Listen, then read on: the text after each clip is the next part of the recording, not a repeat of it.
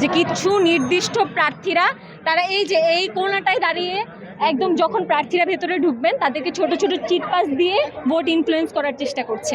এখানে তো তাদের দাঁড়ানোর কোনো নিয়ম নাই, তারা 100 মিটারের বাইরে থাকবে, কিন্তু তারা সারা দিন ধরে ব্যাগ রাখার নাম করে, এই নাম করে, সেই নাম করে এখানে দাঁড়িয়ে পুরোপুরিভাবে ভোট ইনফ্লুয়েন্স করছে। এবং প্রক্টোরিয়াল টাইম এই ধরনের কোনো কাজে বাধা দেওয়া তো দূরের কথা, তারা এখানে এসে আমাদেরকে সরিয়ে দিচ্ছে, কিন্তু সাইডে যারা দাঁড়িয়েছিল তাদের বিষয়ে কোনো ধরনের ব্যবস্থা আগেও নেয়নি। তাছাড়া আমি শহীদুল্লাহ হলের কেন্দ্রে গিয়ে দেখলাম যে হল সংসদে শিবিরের প্যানেলের একদল প্রার্থী একদম সামনে দাঁড়িয়ে আছে, তারা ছোট ছোট চিট প্রার্থীরা না নিতে চাইলেও হাতের ভেতরে ঢুকিয়ে দিচ্ছেন।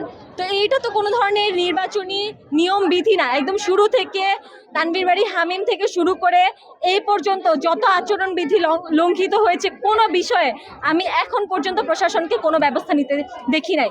আমি সেন্ট্রালের মানবাধিকার এবং আইন সম্পাদক পদপ্রার্থী আনিকা তাহসিনা, আমার প্রশাসনের বানানো এইসব আচরণবিধি এবং এইসব লঙ্ঘনের বিষয়ে যথেষ্ট সন্দেহ আছে, এবং তারা কি ধরনের ব্যবস্থা নিচ্ছে আমি এই বিষয়ে কোনো আস্থা পাচ্ছি না প্রশাসনের। একটু বলবেন, অনেকে বলছে যে একটি কথা আসছে যে টিএসসি ভোট কেন্দ্র নাকি বন্ধ করে দেওয়া হয়েছে, এই ব্যাপারে? না, ভোট চলছে, আপনারা দেখছেন ভোট কেন্দ্র বন্ধ হয়নি, ভোট চলছে। কিন্তু আমরা একটা অভিযোগ পেয়েছি যে ভেতরে ভরাট করা ফর্ম ছিল, এবং আমরা এটাও জেনেছি যে অমর একুশে হলের এখানে একজন পোলিং অফিসারকে অব্যাহতি দেওয়া হয়েছে। এই জিনিসগুলো আসলে মানে প্রশাসনের নিরপেক্ষতাকেই প্রশ্ন করে। আর আমরা এই জিনিসগুলো জানার পরে আসলে এখন আর প্রশাসনের কাছে সর্বোচ্চভাবে আস্থা রাখতে পারছি না। খবরের কাগজ, নিখাত, নির্ভীক, নিরপেক্ষ।